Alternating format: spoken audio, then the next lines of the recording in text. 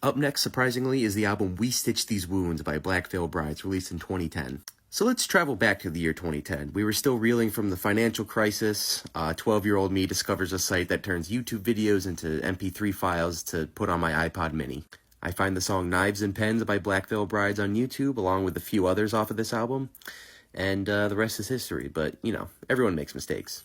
You wouldn't download a car, would you? But the memories that I had with my friend Justin, with each of us splitting an earbud on the bus ride home, listening to this way too loud and probably getting eventual hearing loss, those memories are forever.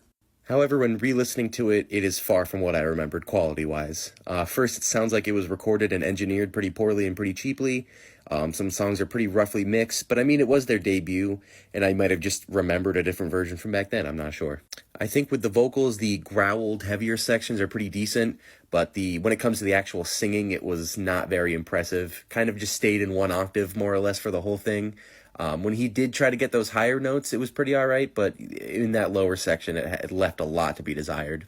The songwriting is just plucked straight from the metalcore scene at the time, and the lyrics were not doing them any favors, but again, it is their debut, so. Is it a flawed album? Absolutely. Am I going to give it more points than it deserves because I loved them as a kid?